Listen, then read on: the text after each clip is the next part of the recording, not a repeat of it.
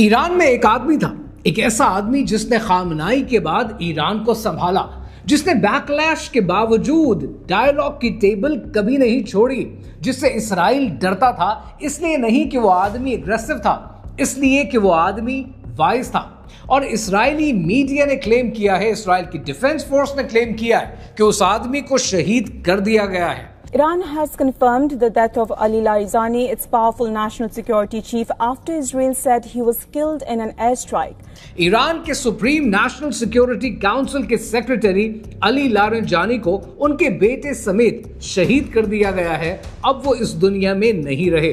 लेकिन सवाल ये है कि आज का सवाल ये नहीं कि अली लारंजानी को शहीद कर दिया गया है। सवाल यह है कि अली लारंजानी को इस वक्त क्यों शहीद किया गया है, जबकि एक तरफ आप देखते हैं कि US president Donald Trump media briefing देते हैं। उस मीडिया ब्रीफिंग के अंदर वो ईरान के लोगों की तारीफों के पुल बांध देते हैं। These are smart people. They don't get there.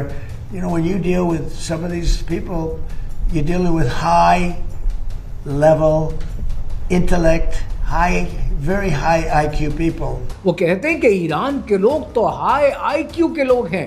पहली बार उनका मुकाबला स्मार्ट प्लेयर्स के साथ हो रहा है। वो इस जंग को खत्म करने की बातें करते हैं ताकि स्टॉक मार्केट बूस्ट करे, but at the same time Israel की तरफ से अटैक कर दिया जाता है। दूसरी तरफ आप देखते हैं कि चाइना और रशिया हैं जो चाहते हैं कि ये जंग लंबी खिंचे और अमेरिका इसमें एंगेज हो जाए। और तीसरी तरफ आप देखते हैं कि इसराइल अपनी जारहाना कार्रवाइयां जारी रखे हुए है। यहां पर एक सवाल और भी आता है जिसे कोई मीडिया आउटलेट कवर नहीं कर रहा है, कोई आप तक ये बात पहुंचा नहीं रहा है कि ये जंग सिर्फ टेलीविजन स्क्रीन के लिए नहीं है, ये जंग सोशल मीडिया के लिए या आपके मोबाइल की डिवाइसेस के लिए नहीं है। ये जंग लिटरली आपके घर तक लाई जा रही है। आज दुनिया में, चाहे ईरान में, चाहे लेबनान में, चाहे गजा में या फिर यूक्रेन में, जो जंगें होती हुई आप देख रहे हैं, ये फोर फ्रंट है। इसके पीछे दुनिया में कई और जंगें हैं जो तैयार की जा रही हैं, क्योंकि ये वो ब्लूप्रिंट है जो आज का तैयार किया गया नहीं है। ये ब्लूप्रिंट आज से 150 साल पहले तैयार किया गया था। कहानी क्या है, आइए समझते हैं।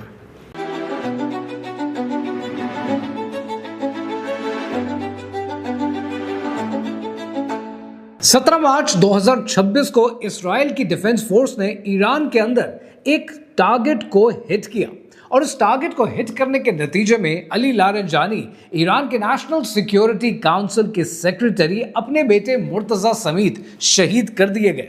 अब यहां पर एक सवाल बनता है कि अली लारंजानी कौन थे? अली लारंजानी वो आदमी थे कि जिनके बारे में खुद मीडिया रिपोर्ट्स कहती हैं कि वो ईरान में सबसे ज्यादा ताकतवर आदमी समझे जाते थे। खामनाई की शहादत के बाद उन्होंने ईरान को जोड़ने पर काम किया, ईरान को मुत्तहिद रखा। खुद जेरूसलम पोस्ट उनके बारे में लिखता है कि वो ईरान के डिफैक्टो लीडर हैं। और साथ ही साथ ये भी जानना जरूरी है कि जब किसी को डिफैक्टो लीडर कहा जाता है तो लीडर कभी भी अपनी एग्रेशन की वजह से, अपने गुस्से की वजह से, अपनी बरहमी की वजह से लीडर नहीं होता। वो अपनी प्रैग्मैटिक अप्रोच की वजह से लीडर बनता है, यानी हर हालत के अंदर सही फैसला करने की सलाहियत रखता है। इनके बारे में कहा जाता है कि अली लारंजानी वो आदमी हैं जो प्रैग्मैटिक थे। यानी 2015 की जब यूएस और ईरान की न्यूक्लियर डील साइन हुई, तब उस डील का हिस्सा कौन थे? अली लारंजानी थे। इसके अलावा फरवरी 2026 में जब ओमान के अंदर मुज़ाकरात चल रहे थे, निगोशिएशंस जारी थे, तो उन निगोशिएशंस को लीड कौन कर रहा था? उन निगोशिएशंस का रूह रवा अली लारंजानी थे, एक प्रैग्मैटिक आदमी। यानी इनके बारे में खुद मीडिया रिपोर्ट्स कहती हैं कि अगर अमेरिका को एग्जिट चाहिए था इस जंग से बाहर निकलने के लिए, तो कोई आदमी अगर वो एग्जिट दे सकता था तो वो आदमी अली लारंजानी थे। लेकिन साथ ही साथ यहां पर ये समझना भी जरूरी है कि डोनाल्ड ट्रंप की करंटली सिचुएशन है क्या। यहां पर 5 पॉइंट्स आपने नोट करने हैं। नंबर 1 ये कि डोनाल्ड ट्रंप अपने हर बयान के अंदर एग्जिट ढूंढते हुए आपको नजर आते हैं। साथ ही साथ आप दूसरी चीज ये देखते हैं कि नेटो से जब हेल्प मांगी गई तो नेटो ने मुंह पर इनकार कर दिया। फ्रांस ने कहा यह हमारी जंग नहीं है, यूके ने कहा हम बेस देने के लिए तैयार हैं। But that would be only for defensive purposes. हम लड़ने के लिए आपके लिए तैयार नहीं है। नेटो ने साफ झंडी दिखा दी कि हम आपका साथ देने के लिए खड़े नहीं हैं, और डेस्परेशन का ये हाल है डोनाल्ड ट्रंप की, यूएस प्रेसिडेंट की डेस्परेशन का हाल देखें कि चाइना से मदद मांग रहे हैं। इनको याद आना चाहिए कि इस कहानी के अंदर चाइना अभी आपका दुश्मन है, उसको दुश्मन का रोल दिया है प्ले करने के लिए। तो आप उस दुश्मन के साथ कैसे राब्ता कर सकते हैं कि हमारी मदद करो। यहां पर एक अजीब सी सिचुएशन है और थोड़ी सी टेक्निकल है, और वो सिचुएशन है कि डोनाल्ड ट्रंप अक्सर एक बात करते हैं और वो विंस्टन चर्चिल की बात करते हैं जब उन्होंने यूके की बुराई करनी होती है, और कहते हैं कि कीयर स्टारमर जो यूके का प्राइम मिनिस्टर है वो विंस्टन चर्चिल नहीं है। विंस्टन चर्चिल तो वो अजीम आदमी था, और ये अजीम आदमी था, वो ये भूल जाते हैं कि विंस्टन चर्चिल कितना डेस्परेट था जंग अजीम के वक्त, और बार बार कहने की कोशिश करता था कि किसी तरह यूएस अपनी एंगेजमेंट बढ़ा ले और जंग का हिस्सा बन जाए। कितनी कोशिशें की थी चर्चिल ने यूएसए को उस जंग में एंगेज करने के लिए।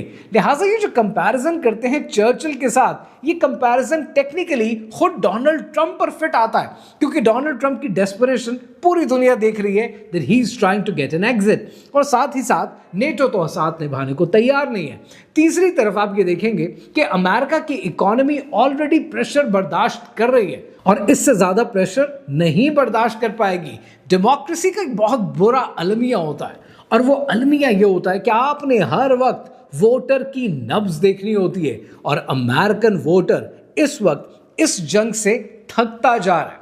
डोनाल्ड ट्रंप ही की कैबिनेट के अंदर से उनके हवारियों में से ऑलरेडी इस्तीफे आना शुरू हो चुके हैं, और पहले चीफ काउंटर टेररिज्म का इस्तीफा आ चुका है जो कि इस वक्त सोशल मीडिया पे गर्म है। और सोशल मीडिया पे लोग क्या बात कर रहे हैं कि उस इस्तीफे की लैंग्वेज क्या है। उस इस्तीफे के अंदर साफ लिखा है कि आपने ईरान पर अटैक करने को जो फैसला किया ये आपको भुगतना पड़ेगा, ये गलत फैसला कर चुके हैं। सो इस सारी बातों से क्या बात क्लियर होती है कि अमेरिका निकलना चाहता है। अगर कोई एग्जिट दे सकता था तो वो अली लारंजानी थे, तो फिर ऐसे मौके पर इस्राइल ने उन्हें शहीद क्यों किया।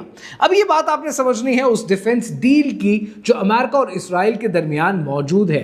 सिर्फ 2023 से लेकर 2025 के बीच में अमेरिका ने इस्राइल को $14 बिलियन के एसेट्स दिए हैं, मिलिट्री एसेट्स दिए हैं, इतने ज्यादा कि 90,000 टन बनता है जो 800 जहाजों पर लाद कर इस्राइल भेजा गया। अगर इस्राइल और अमेरिका ईरान को लेकर इनकी आपस में नहीं बनती है तो ये मिलिट्री डील्स भी खटाई में जा सकते हैं। And at the same time इस जंग में इस्राइल अमेरिका को तो खींच कर ले आया, और आज से नहीं पिछले 20 साल से कोशिश कर रहा था कि किसी तरह इस्राइल का साथ अमेरिका निभाए और ईरान पर अटैक करे। और वो ये सब करने का मकसद क्या था? वो मकसद ये था कि किसी तरह इस पूरे रीजन के अंदर, मिडिल ईस्ट के अंदर हेजेमनी कायम हो जाए इस्राइल की। लेकिन अगर यूएस से एग्जिट कर गया तो हेजेमनी किसकी कायम होगी? हेजेमनी तो ईरान के कायम हो जाएगी, और यही इस्राइल नहीं चाहता है। इस वक्त खुद यूएस के स्ट्रैटेजिस्ट बोल रहे हैं और वो कह रहे हैं कि वो सिचुएशन आ चुकी है कि अब अमेरिका को भी अंदाजा हो जाएगा कि इस्राइल एक एसेट नहीं है, इस्राइल एक बहुत बड़ी लाइबिलिटी है। लेकिन ये बात सुनने के बाद आपको लगेगा इस तरह तो कभी ज़ायनिस्ट होने नहीं देंगे। इन ज़ायनिस्ट के ऊपर एक और लॉबी बैठी है जिसको आप सेटनिस्ट कहते हैं, और जब तक आप उनको नहीं समझेंगे ये पूरी पिक्चर आपको क्लियर नहीं होगी। अब यहां पर एक और पर्सपेक्टिव है जिसकी तरफ लोगों की नजर नहीं जाती, और ये आपके लिए समझना जरूरी है। अली लारंजानी की शहादत के बाद ईरान से रिटेलिएशन आएगा, और ईरान से रिटेलिएशन ऑलरेडी आ रहा है। लेकिन एक और पर्सपेक्टिव है जिस किस्म का रिटेलिएशन आ रहा है और मजीद आ सकता है, और वो है strait of Hormuz. Strait of Hormuz already बंद है, आप जानते हैं, we have talked about that enough. लेकिन सवाल ये है कि स्ट्रेट ऑफ हॉर्मुज़ से क्या सिर्फ तेल गुजरता था? हरगिज नहीं। स्ट्रेट ऑफ हॉर्मुज़ से दुनिया का 30% अमोनिया, दुनिया की 50% यूरिया, वो भी यहां से गुजरती है। और अमोनिया को बनाने के लिए आपको एलएनजी की जरूरत होती है। तो जब एलएनजी की शॉर्टेज होती है तो अमोनिया नहीं होता। जब अमोनिया नहीं होता, यूरिया नहीं होता, तो फसल नहीं होती, जब फसल नहीं होती तो काश्त नहीं होती, तो जब काश्त नहीं होगी तो क्या होगा? सितंबर के अंदर इस दुनिया में एक फूड क्राइसिस आएगा जो सितंबर से लेकर दिसंबर तक इफेक्ट करेगा। यानी आप ग्रोसरी स्टोर्स में जाएंगे और आपको पता चलेगा कि कुछ भी अवेलेबल नहीं है। कार्नेगी एंडोमेंट ने कोट किया है कि एक हफ्ते के अंदर यूरिया की प्राइस 32% बढ़ चुकी है। यानी वो प्राइस जो पहले $516 थी वो चली गई है पर मेट्रिक टन $680 पर। लेकिन ये तो कुछ भी नहीं है। इससे आगे जरा सुने, अमेरिकन फार्म ब्यूरो के प्रेसिडेंट ने कहा है कि जिन फार्मर्स ने फर्टिलाइजर्स अभी तक नहीं लिया उनको मजीद फर्टिलाइजर नहीं दिया जा सकता, किसी रेट पर भी नहीं, बढ़े हुए रेट पर भी नहीं। यानी वो फार्मर्स अब बगैर फर्टिलाइजर के अपनी फसल उगा नहीं पाएंगे। तो नेचुरली फूड सिक्योरिटी पूरी दुनिया में पुश होगी, यानी खुराक कम होगी। इंसान B-2 बॉम्बर पर गुजारा नहीं करता है, F-15 पर या बैलिस्टिक मिसाइल पर जिंदा नहीं रहता है। इंसान को जिंदा रहने के लिए खुराक चाहिए और ये खुराक जमीन से आती है, एग्रीकल्चर से आती है। सो दुनिया का एक बहुत बड़ा क्राइसिस है जिसकी कमांड ईरान के हाथ में है। तो अगर ईरान स्ट्रेट ऑफ हॉर्मुज़ को मजीद बंद रखता है तो तेल का क्राइसिस तो ऑलरेडी है, दुनिया में फूड क्राइसिस भी आएगा और ये जंग तब डायरेक्टली आपके दरवाजे तक आ चुकी होगी। आज से 150 साल पहले सन 1871 में एक ओकल्टिस्ट, फ्रीमेसन, जायनिस्ट, सेटनिस्ट एल्बर्ट पाइक ने एक खत लिखा और ये खत उसने अपने काउंटरपार्ट जोसेफ मैज़ीनी को लिखा।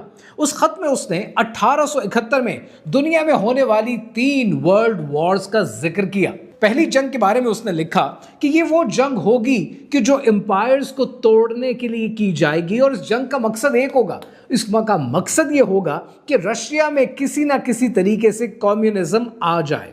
दूसरी जंग इसलिए की जाएगी कि नाज़ीज को खड़ा किया जाए ज़ायनिज़्म के खिलाफ, और उस जंग का हासिल हुसूल ये होना चाहिए कि किसी ना किसी तरीके पर यूरोप आमादा हो जाए इन्हें निकालने के लिए, और जब इन यहूदियों को निकाला जाए तो इसराइल मार्ज़े वजूद में आ जाए। तीसरी आलमी जंग के बारे में एल्बर्ट पाइक लिखता है कि यह आलमी जंग ज़ायनिज़्म और इस्लामिक स्टेट्स के दरमियान की जाएगी, और ये ऐसी जंग की जानी चाहिए कि जिसमें दोनों एक दूसरे को पाश पाश कर दें, दोनों एक दूसरे को तबाह कर दें, दोनों एक दूसरे को थका दें, और इस जंग के लिए बाकी सारी दुनिया को भी इंगेज किया जाए। ये जंग ऐसे वक्त में की जाए कि जब एथिकली और मॉरली दुनिया करप्ट हो चुकी हो, क्योंकि दुनिया हम चाहते हैं कि बाय दैट स्टेज इतनी उकता चुकी हो जंगों से, कहत से, खुश्क साली से, तकलीफों से, कंफ्यूजन से, कि वो सच और झूठ का फर्क समझ ना सकें। और ये वो आइडियल टाइम होगा कि दुनिया को एक नया निज़ाम दिया जाए, एक ऐसा निज़ाम जो ना क्रिश्चियनिटी पे बेस करे, ना जूडाइज्म पे बेस करे, ना इस्लाम पर बेस करे, वो सेक्युलरिज्म पर बेस करे। और तब दुनिया को ये यकीन होगा कि ना सच को पहचाना जा सकता है ना झूठ को। तब ऐसे में इस दुनिया को एक मसीहा की जरूरत होगी, और तब the pure doctrine of Lucifer implement कर दी जाएगी। हमारे यहाँ लोग अक्सर एक गलती करते हैं, जब वो ज़ायनिज़्म के हिडन एजेंडास पर बात करते हैं तो वो ये भूल जाते हैं कि ज़ायनिज़्म तो बजाते खुद एक टूल है, असली प्रोजेक्ट तो इससे पुराना है। और वो असली प्रोजेक्ट तो फ्रैंकिस्ट्स का क्रिएटेड प्रोजेक्ट है कि जिसके अंदर फ्रीमेसन्स, इल्यूमिनाटी, फ्रैंकिस्ट ये सब आ जाते हैं, दुनिया के एलिटिस्ट आ जाते हैं, और इन सब को उर्फ़े आम में मैं सेटनिस्ट कहता हूँ। और इन सेटनिस्ट के बनाए गए फितने आज दुनिया में फल रहे हैं, फूल रहे हैं, फैल रहे हैं, और आपके और मेरे बच्चों तक पहुंच रहे हैं। इसलिए इन सेटनिस्ट को एक्सपोज करना, इनके फितनों पर बात करना जरूरी है, और ये जंग अभी जारी है।